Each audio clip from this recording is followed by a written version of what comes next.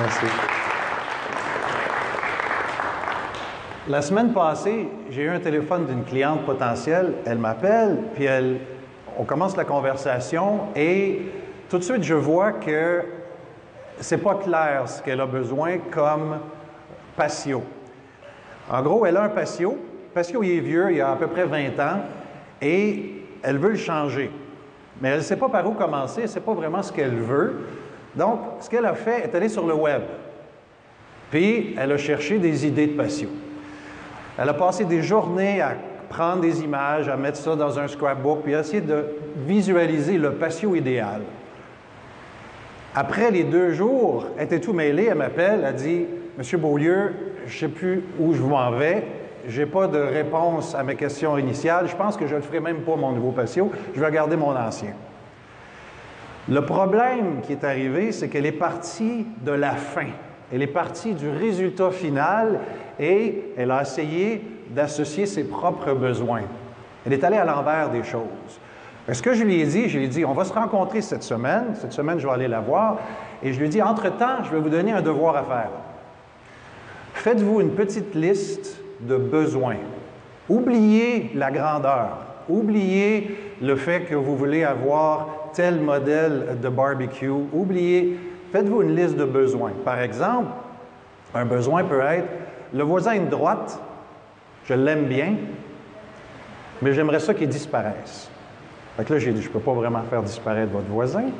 Par contre, on peut organiser les choses pour que vous ne le voyez pas et lui ne vous voit pas. Un écran, par exemple. Ça, une liste de besoins. J'ai une question pour vous.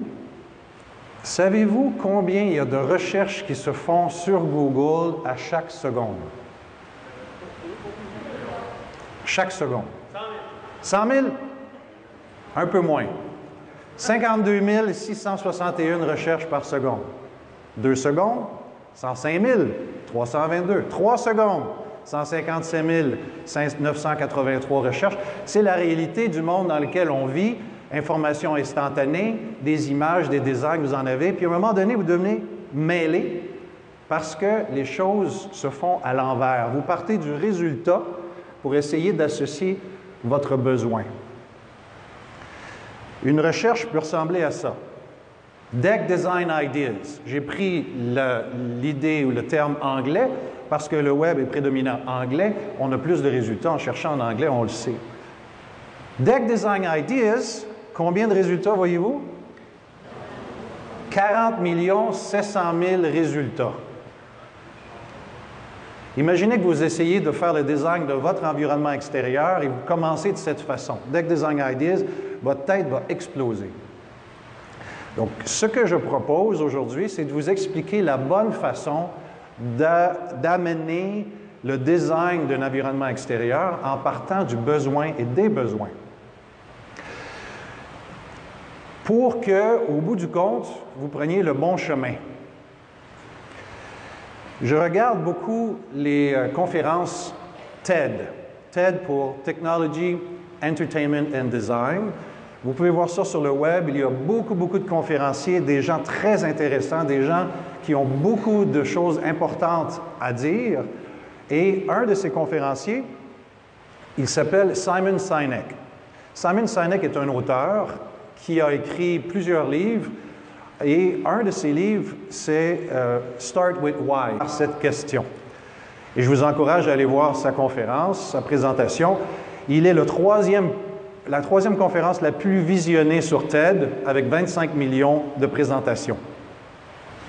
En gros, l'explication du besoin en lien avec le produit fini commence avec une question. Pourquoi? Why?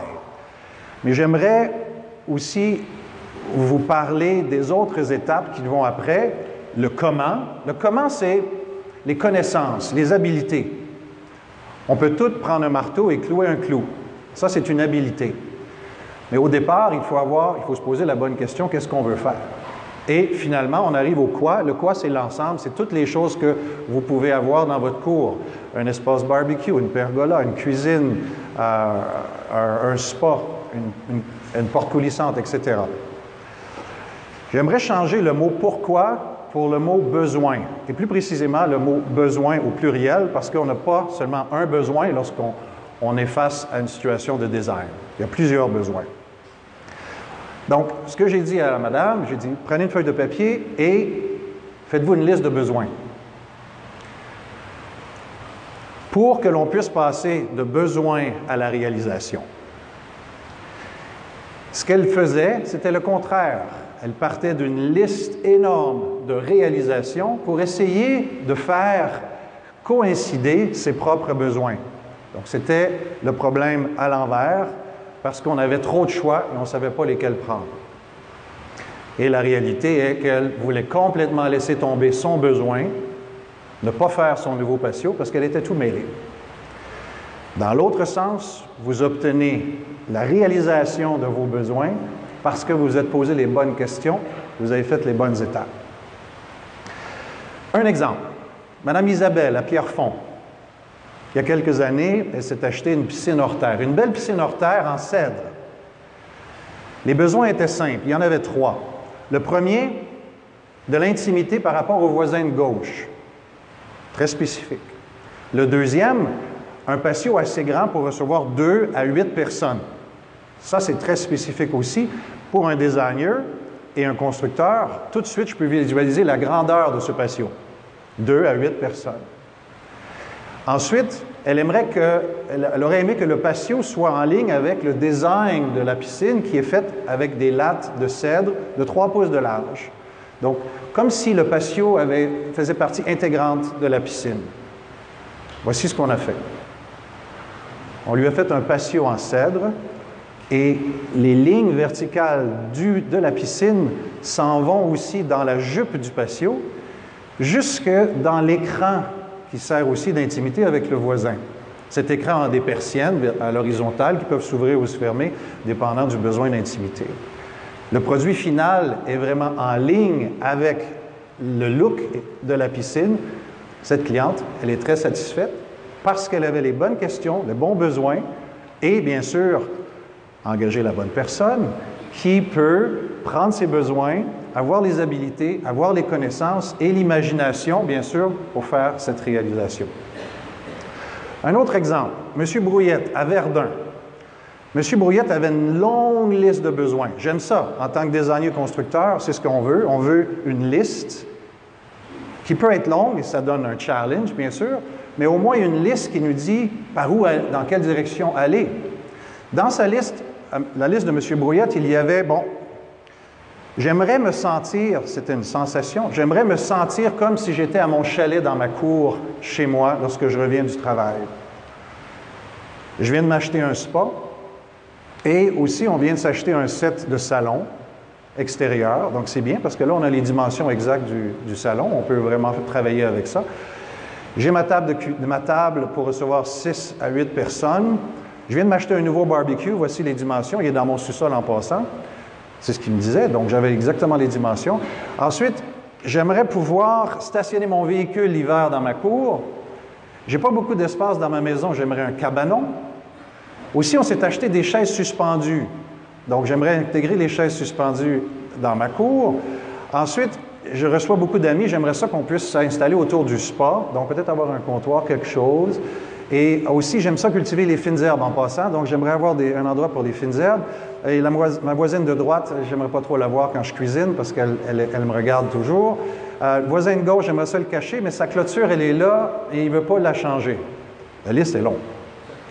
Donc, ce qu'on a fait, on a commencé par le début, on a commencé par évaluer tous les besoins, créer un plan clair, dessiné, et ensuite le proposer au client. Ça a été approuvé. Tous les besoins avaient été respectés. Au départ, les paysagistes sont arrivés, ont fait leur travail de nivellement, et aussi le pavé uni a été installé, et le spa. Le salon extérieur ressemble à ça. L'écran côté gauche est en ligne horizontale, et on a caché la clôture, vous la voyez un peu en arrière. La clôture du voisin est encore là. La salle à dîner pour 6 à 8 personnes, la table s'étire.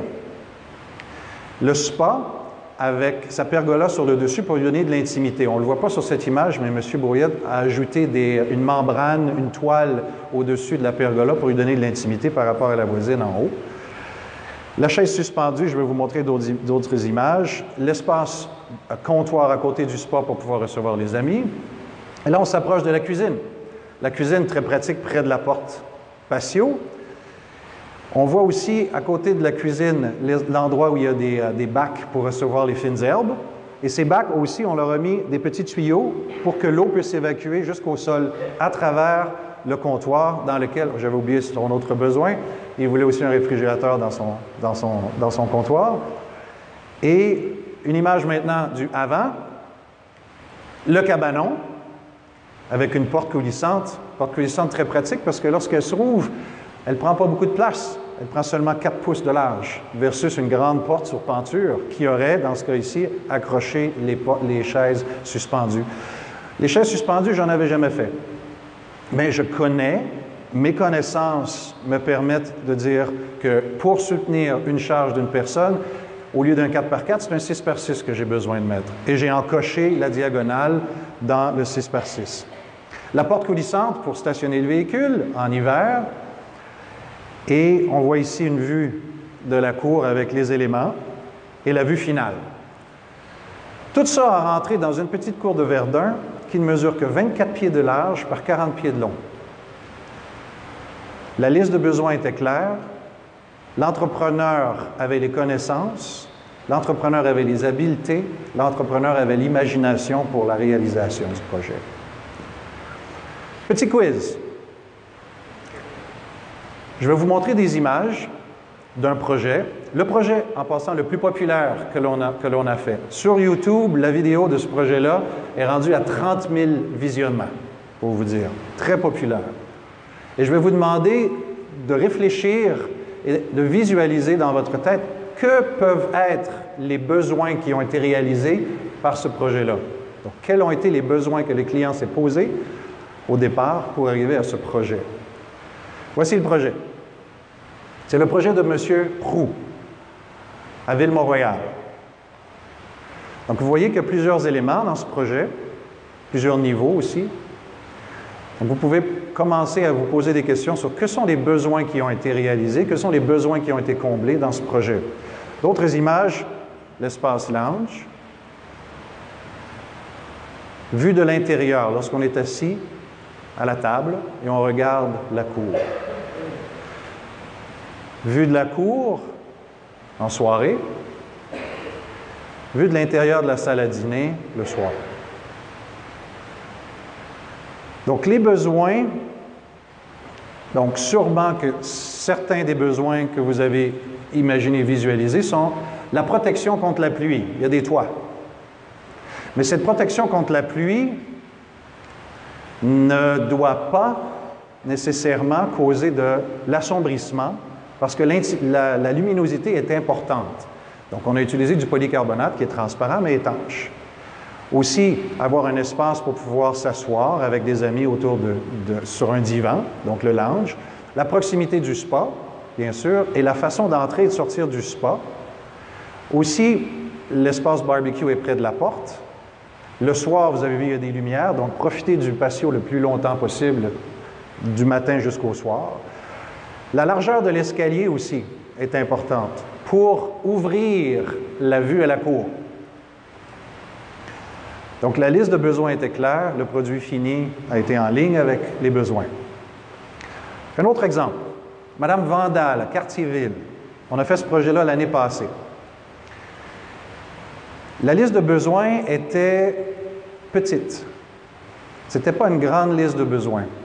Ce qu'elle voulait d'abord, c'était de pouvoir mettre dans sa cour son spa de nage. Elle s'était acheté un spa de nage. Je ne sais pas si vous savez, un spa de nage, c'est un spa, mais dans lequel vous pouvez nager.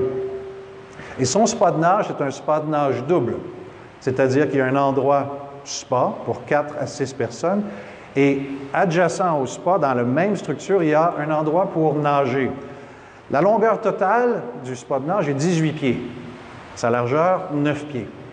La cour fait 24 par 35. Et suite à la rénovation de la cour, la nouvelle structure, la nouvelle cuisine et sous-sol, a empiété dans la cour pour nous donner à peu près ça, 35 pieds de long par 24 pieds de large. Donc, ayant seulement le spa comme besoin, j'avais besoin d'aller chercher d'autres informations pour pouvoir réaliser sa cour. D'abord, combien de personnes normalement vous recevez? Est-ce que c'est seulement votre famille, 4 personnes, ou ça peut aller occasionnellement ou régulièrement jusqu'à 30 personnes?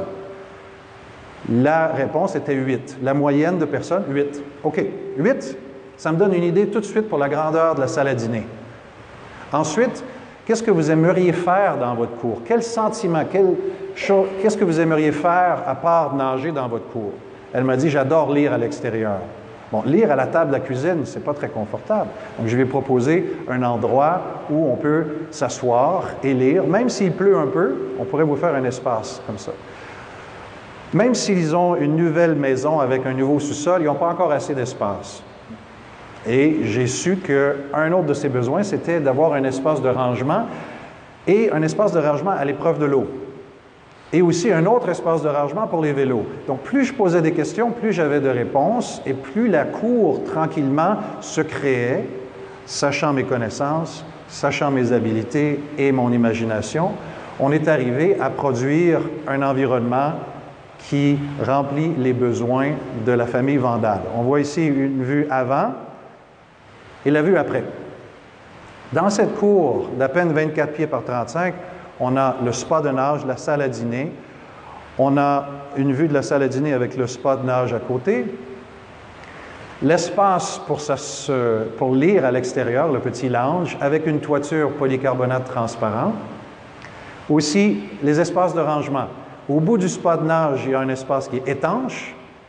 Et en arrière, un espace qui est à ciel ouvert pour les vélos. Et aussi, il y avait un réservoir de gaz pour alimenter le barbecue et aussi l'intérieur de la maison. Le avant et le après. La cour est intime, la cour est définie, la cour a les éléments que Mme Vandal et sa famille avaient besoin, mais il a fallu que je pose ces questions. N'ayez pas peur en tant que designer intervenant dans la construction et l'élaboration d'un projet, peu importe le projet, de poser les questions, de poser les bonnes questions et d'écouter les réponses. Une vue du dessus et la vue finale où on voit le spa de nage avec tous les éléments que j'ai parlé. Donc, le besoin, en passant avec le comment et finir avec le quoi, je veux un patio qui va me permettre me sentir en vacances. J'engage l'entrepreneur qui sait comment le faire, qui a les habiletés pour le faire et aussi l'imagination pour prendre tous ses besoins et créer le quoi, qui est la réalité. Il y a une direction à ça. On part du besoin, on traverse le comment et on finit avec le quoi. Ce qui pousse le besoin vers le comment, ce sont les connaissances. Je l'ai dit plusieurs fois pendant ma présentation, avoir les bonnes connaissances permet de passer du comment, du quoi, pardon, du besoin vers le comment. Et par contre, ça limite. Juste savoir prendre un marteau et frapper un clou, couper une planche et bâtir un patio simple, c'est pas assez. Il faut pouvoir visualiser le tout et créer un environnement. Et pour pouvoir passer du comment au quoi, il faut de l'imagination. L'imagination, c'est ça qui tire la flèche vers l'extérieur. Et là, on peut réaliser des choses qui sont en lien direct avec le besoin jusqu'à la réalisation. Albert Einstein a dit plusieurs choses qui sont mémorables, a fait aussi plusieurs choses qui ont changé le monde. Une de ses phrases mémorables est « Imagination is more important than knowledge. Knowledge is limited.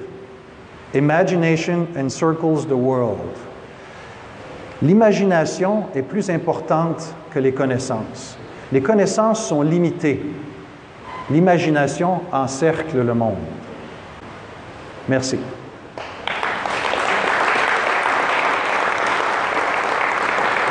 En passant, depuis qu'on a commencé à jaser ensemble, il y a eu 47 394 900 000 recherches sur Google. Merci.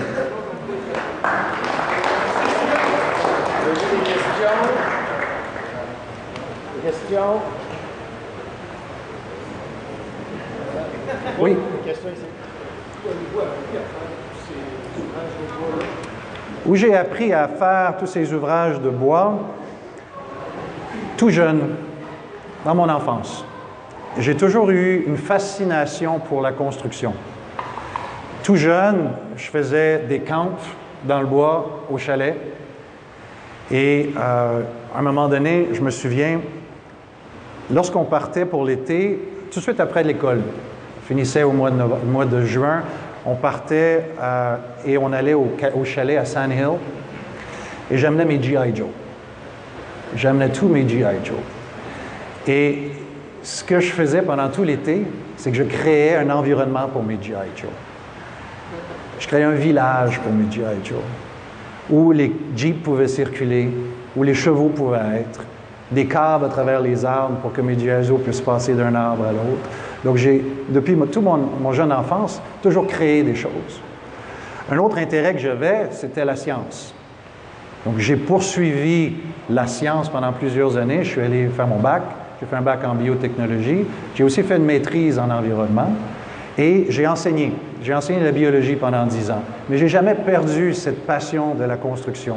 J'ai toujours fignolé avec des choses. J'ai toujours bâti. Et cette passion est restée en moi. À un moment donné, j'avais du temps pendant l'été pour faire autre chose parce que j'étais en vacances de l'enseignement. Et j'ai mis une petite annonce dans le journal. Cette petite annonce dans le journal disait « Patio, clôture, en bois, prix raisonnable, mon numéro de téléphone. » Je voulais m'occuper pendant l'été et je savais manier le marteau et je voulais faire quelque chose. J'ai eu un téléphone, mon voisin m'appelle « Peux-tu m'aider à faire la clôture? » « OK, commence à faire une clôture. » Et tranquillement, j'ai appris les structures, j'ai appris les restrictions du matériau, j'ai appris quel matériau fonctionnait mieux, j'ai appris différentes techniques. Je me suis vraiment impliqué pour vraiment apprendre. Et l'entreprise a grandi, je suis allé chercher mes licences, je suis allé chercher tout ce que j'avais besoin pour devenir entrepreneur. Mais je faisais les deux. J'enseignais pendant l'hiver et pendant l'été, je faisais la construction. À un moment donné, ça se chevauchait. Du mois d'avril, les gens commençaient à appeler. Je faisais des soumissions à la récréation et pendant le lunch. Donc, en 2006, 2005 à peu près, j'ai pris la décision de laisser l'enseignement pour aller vers ma nouvelle passion, qui était la construction. Et depuis ce temps-là, il y a 10 personnes qui travaillent avec nous et à chaque jour, on fait des belles choses comme ça. Merci. D'autres questions? Oui.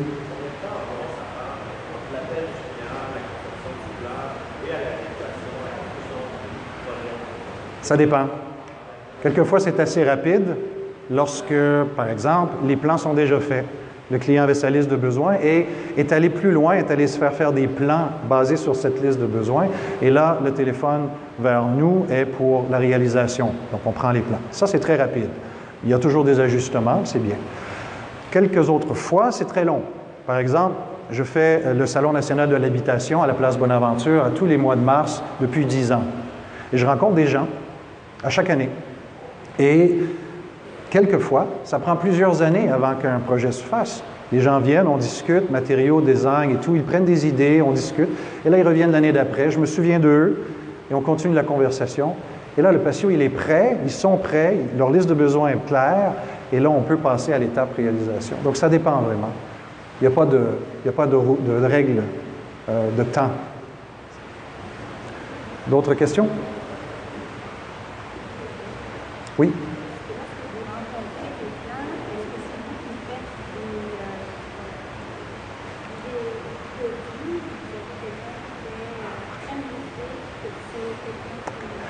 C'est moi qui fais les devis. C'est moi qui fais la rencontre avec le client et c'est moi aussi qui fais la soumission. Donc, ces deux étapes-là sont faites par moi. La construction est faite par mes employés. Malheureusement, je ne construis plus aujourd'hui. Il a fallu que je délègue. Déléguer la bonne chose à la bonne personne, c'est très important, c'est ce que j'ai fait.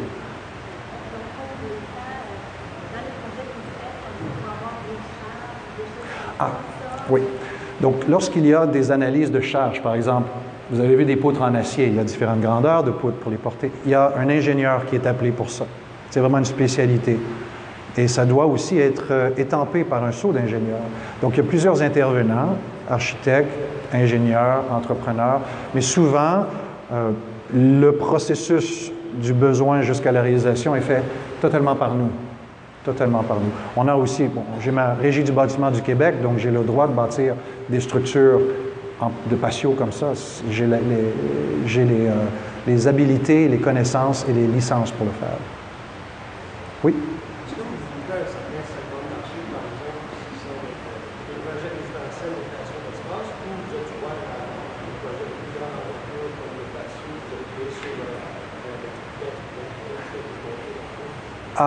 On travaille seulement dans le résidentiel. Seulement dans le résidentiel. Et la raison est que je n'ai pas ma licence pour faire du commercial ou de l'institutionnel. Ça demande une licence de la CCQ, la Commission de la construction du Québec. Là, c'est très technique. Moi, j'ai ma licence d'entrepreneur spécialisé et je ne peux pas aller faire du institutionnel ou du commercial. Et aussi, c'est une décision que j'ai prise de ne pas aller la chercher parce que je préfère l'interaction avec la personne versus l'interaction avec l'institution ou le commercial. Ce n'est pas le même lien. Il n'y a pas le même feeling, je crois. D'autres questions? Merci beaucoup.